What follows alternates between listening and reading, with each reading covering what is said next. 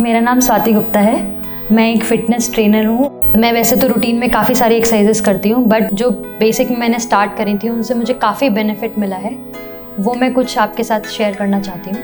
उसमें सबसे ज़्यादा जो प्रॉब्लम होती है वुमेन में वो होती है बेली फैट की, कि बेली फैट नहीं जा रहा है, साइड फैट नहीं जा रहा है। तो उसके लिए जो सबसे बेसिक एक्सरसाइज है वो है क्रंचेस।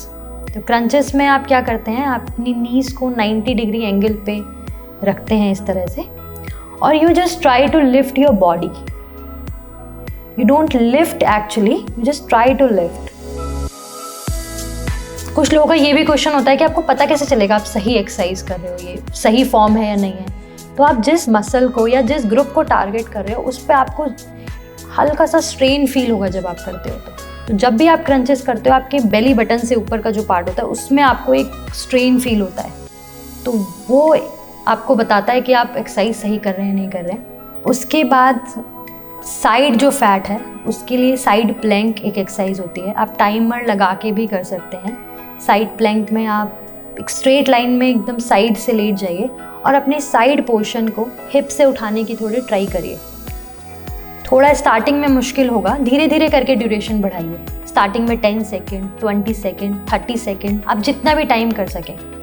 पहले 10 सेकेंड करिए, फिर 5 सेकेंड रेस्ट लीजिए, फिर 10 सेकेंड करिए। तो इट्स काइंड ऑफ रिपीट, और आपको एक एक्सरसाइज 4 to 5 टाइम्स करनी है। तो अगर आप क्रंचेस कर रहे हैं तो क्रंचेस में 20 क्रंचेस कीजिए एक बार में, और फिर 1 मिनट का रेस्ट लेके फिर 20 रिपीट कीजिए। ऐसे ही साइड प्लैंक में भी।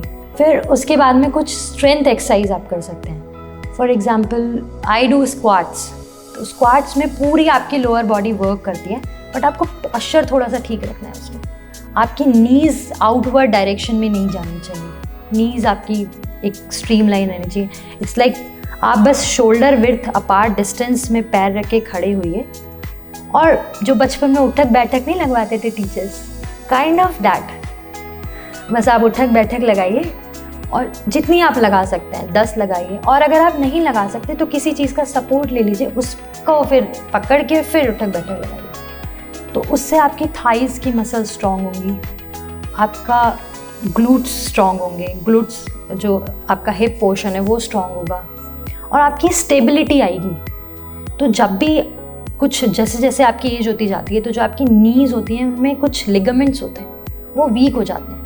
तो उससे क्या होता है, जैसे आप कभी चल रहे हो, एकदम से आपको लगता है चलते चलते झटका लग गया चलने में, तो वो स्टेबिलिटी आपकी आती है स्क्वाट्स करने से।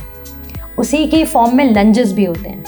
दोनों पैरों को अलग अलग रखा और आपका 1 आर्म डिस्टेंस पे रखने के बाद, और आप फिर उठ के बैठ रहे हो।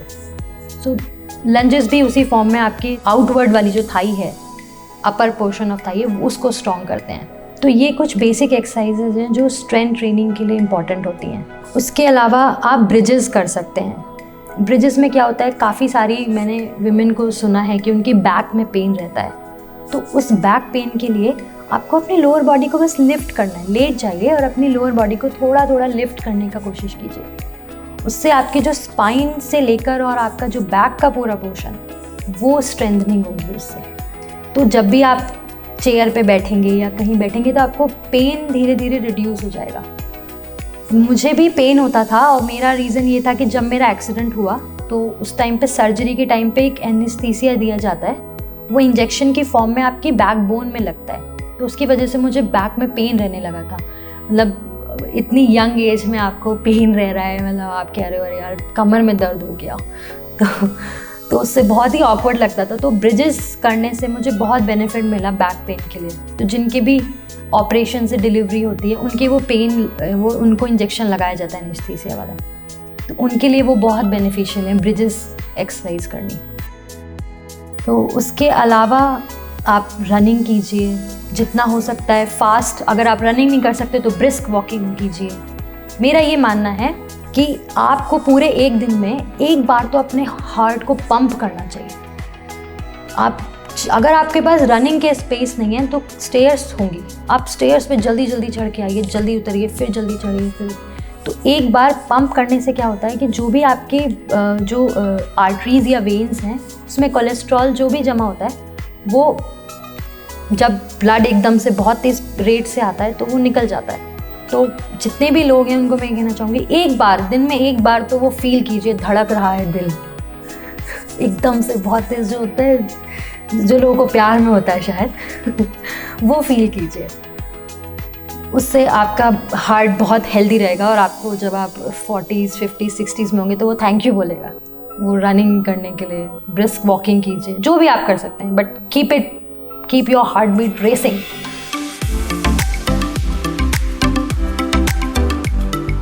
सो फिर मैंने डाइट पे काफ़ी फोकस किया। तो मैं मॉर्निंग में काफ़ी हैवी ब्रेकफास्ट लेती हूँ आफ्टर माई एक्सरसाइज। हैवी का मतलब ये नहीं है कि आप ऑयली पराठे खा रहे हैं या पूड़ियाँ खा रहे हैं। हैवी का मतलब है कि आप दूध ले सकते हैं, दूध के साथ ओट्स खा सकते हैं। जो लोग नॉन वेजिटेरियन हैं वो एग्स खा सकते हैं, अगर एग खा सकते हैं अगर आप, तो paneer is a very good option for the breakfast. आप बेसन का चीला बना सकते हैं, आप उत्पम बना सकते हैं, इडली खा सकते हैं। लंच में आप, जो मैं लेती हूँ वो मैं बताती हूँ कि मैं 1 कटोरी दही लेती हूँ, 1 कटोरी दाल, थोड़े से चावल, 2 रोटी, ये मेरा बेसिक लंच है। और अगर कोई सूखी सब्जी है या ग्रीन वेजिटेबल्स, अगर सीजनल जो भी वेजिटेबल आ रही है वो आप ले सकते हैं।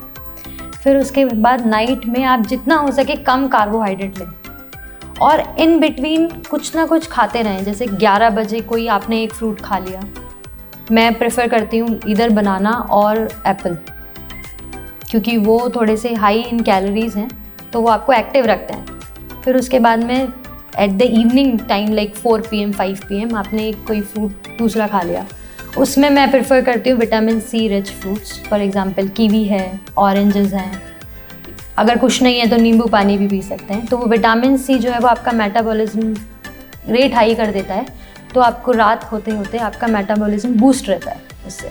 और फिर डिनर में आप लाइट कोई भी एक दाल, 1 रोटी, पोहा भी खा सकते हैं थोड़ा सा। तो डिनर इस तरह का लाइट रखना चाहिए हमें। और फिर रात में डिनर से लेकर और रात में सोने के बीच में 3 से 4 घंटे का गैप होना चाहिए। वो ज़रूरी है आपके बॉडी के डाइजेशन सिस्टम को इम्प्रूव करने के लिए। और भी अच्छा करना चाहते हैं तो डिनर के बाद मिनिमम 500 स्टेप्स ज़रूर वॉक कीजिए। उससे आपकी बॉडी और जल्दी डाइजेस्ट करेगी, आपको अच्छी नींद आएगी। सोना बहुत ज़रूरी है आपके लिए, जिससे कि आप फ्रेश उठें। Otherwise you will face a lot of problem in sleep, people face that problems.